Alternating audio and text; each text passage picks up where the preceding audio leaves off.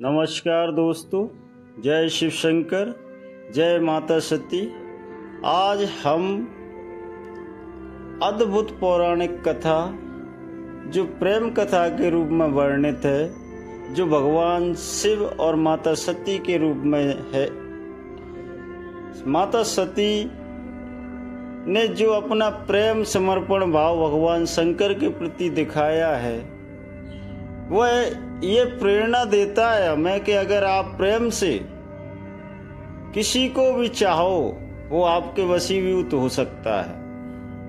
माता सती ने हजारों समस्याएं, हजारों कष्टों को झेलते हुए अपने प्रेम को लक्ष्य पाके भगवान शिव को जिस तरह प्राप्त किया, वह अलौकिक प्रेम कथा ब्रह्मांड की एक पहली प्रेम कथा है। वो प्रेम कथा की शुरुआत प्रजापति दक्ष के यहाँ से होती है।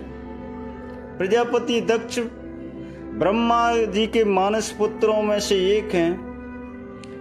ब्रह्मा जी ने प्रजापति दक्ष को इस संसार में नियम, कर्म, विद्या, ज्ञान आदि के लिए भेजा कि आप इस संसार को नियम, कर्म, ज्ञान, विद्या ये सारे आपको सिखाना है और उनको उन्हीं के अनुसार उनको प्रत्येक जीव को चलाना है। दक्ष प्रजापति ने अपने बनाए गए नियमों के अनुसार अपनी प्रजा, प्रत्येक जीव को उनके अनुसार चलाया।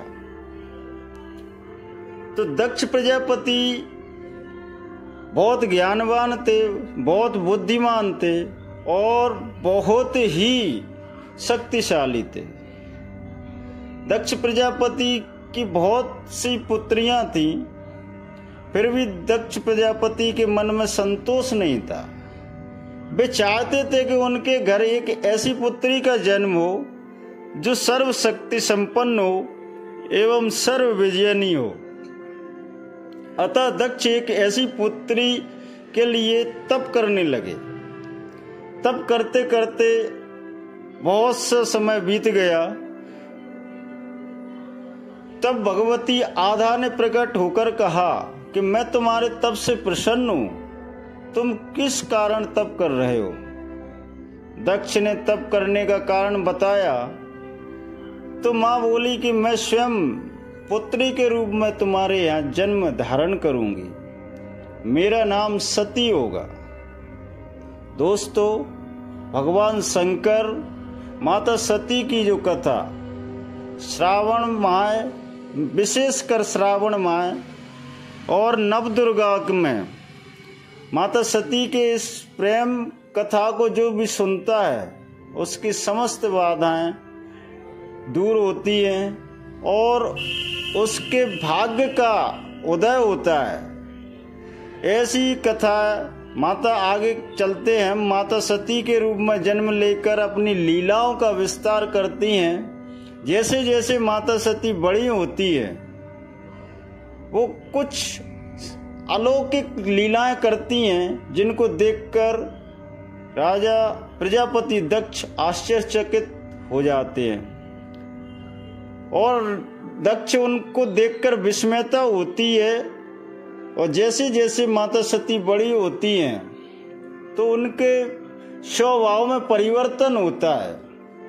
वह अपनी सभी सहेलियों से एवं सभी बहनों से अलग ही व्यवहार रखती हैं। उनका व्यवहार एकांत रूप में रहता है और वो अपने आप को अलग रखती है। प्रजापति दक्ष के यहाँ बहुत से ऋषिगण आते थे।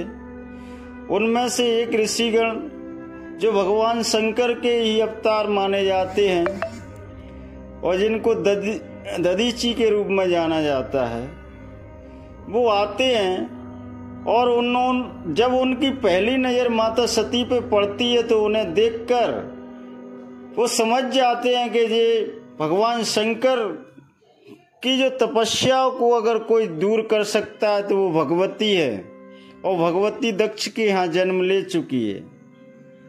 तो दक्ष के यहाँ भगवती को देखकर मनी मन उन्हें प्रणाम करते हैं और उनके रूप हाथ में एक रुद्राक्ष दे देते हैं।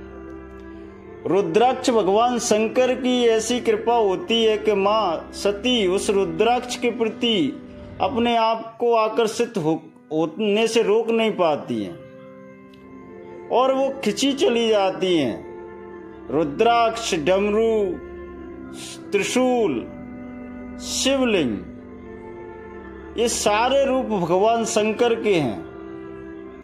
बेलपत्र, माता सती इनको देखकर अपना आपा खो देती हैं और इनको ही सब कुछ मानती हैं। ऐसा स्वभाव देखकर राजा दक्ष, प्रजापति दक्ष बड़ा परेशान होते नजर आते हैं और वे कहते हैं कि मेरी पुत्री सर्वगुण संपन्न होते हुए इसके स्वभाव में एक अचानक परिवर्तन कैसे आ रहा है। ये अपनी सभी बहनों को त्याग कर, सभी सखियों को त्याग कर ये अद्भुत और एकांत रूप धारण क्यों कर रही हैं, एकांत स्थिति में क्यों जा रही है। राजा दक्ष, प्रजापति दक्ष ने सती को समझाया कि हम जो प्रजा के लिए नियम बनाए हैं वो नियम आपके लिए भी है। आप इन नियमों से बंधे हैं, हमें वो कोई सा कार्य नहीं करना है जो नियमों के विपरीत है। माता सती अपने पिता की आज्ञा को मानती हैं और अपने आप को अपने बस में रखते हुए उन सब चीजों को भुलाती हैं, लेकिन जितना वो भुलाती हैं वो चीजें बार बार उनके सामने आती हैं और न चाहते हुए उनकी ओर आकर्षित होकर उनकी ओर खींचती चली जाती हैं। धीरे धीरे एक बार ऋषि दधीची के आश्रम में पहुंचती हैं तो भगवान शंकर का शिवलिंग देखकर उनके प्रति इतनी प्रेम आसक्ति बढ़ती है कि उनकी आराधना करने लग जाती है। देवी सती को जब प्रजापति दक्ष ने समझाया कि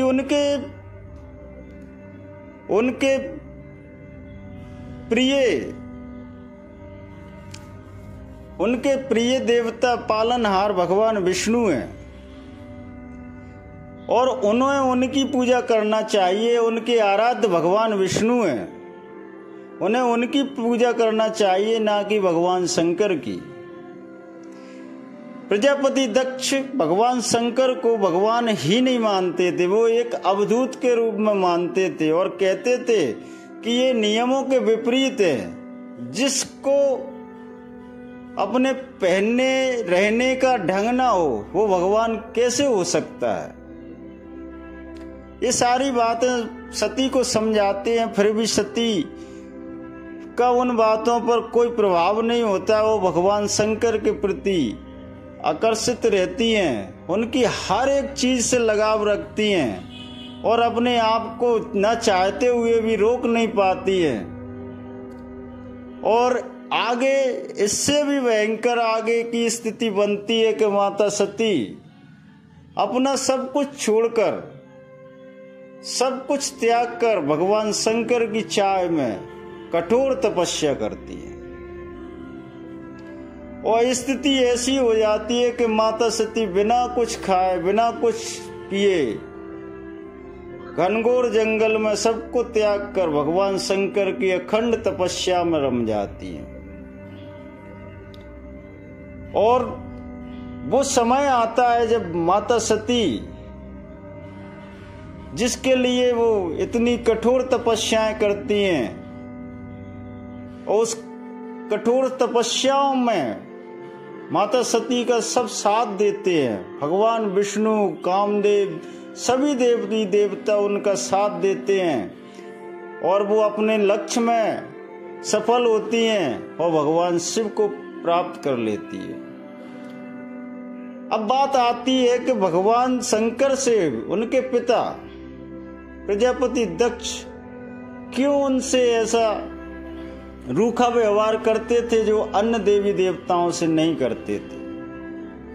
तो बताते हैं कि भगवान शंकर का जो रहन सहन था, जो उनका पहनावा था, वो भगवान शंकर का पहनावा, उनके साथ जो रहने वाले गण, भूत पिशाच आदि सब दक्ष प्रजापति को अच्छे नहीं लगते थे और वो चाहते थे कि मेरी पुत्री के लिए भगवान विष्णु जैसा सुंदर वर मिलना चाहिए, जो बिल्कुल पीतांबरधारी है, जो पीत वस्त्र को अपने उस धारण करते हैं, ऐसा उनका वर होना चाहिए। चंद्रमा के समान सुंदर ऐसा वर हो जिसको वो धारण कर सके। ब्रह्मा जी ने कहा कि सती आधा की अवतार है। प्रजापति दक्ष को बताया कि ब्रह्मा जी ने कि सती आधा का अवतार है, आधा आदि शक्ति है और शिव आदि पुरुष हैं। अतः इस संसार में, इस ब्रह्मांड में शिव और सती, शिव के लिए सती और सती के लिए शिव, दोनों ही योग्य और उचित हैं। सती और शिव एक दूसरे के लिए हैं। सती कैलाश में जाकर भगवान शिव के साथ जब रहने लगती हैं, तब भगवान शिव दक्ष के दामाद के रूप में जाने जाते हैं। लेकिन दामाद जब बन जाते हैं, फिर भी दक्ष के मन में एक टीस रहती है। उनकी टीस ये क्यों रहती है कि वो चाहते हैं कि ब्रह्मा विष्णु जैसा व्यवहार भगवान शंकर का होना चाहिए। तो वो एक कथा करते हैं, उस टीस को भुनाने के लिए दक्ष एक यज्ञ का आयोजन करते हैं। एक बार देवलोक में ब्रह्मा ने धर्म के निरूपण के लिए एक सभा का आयोजन किया। सभी बड़े बड़े देवता सभा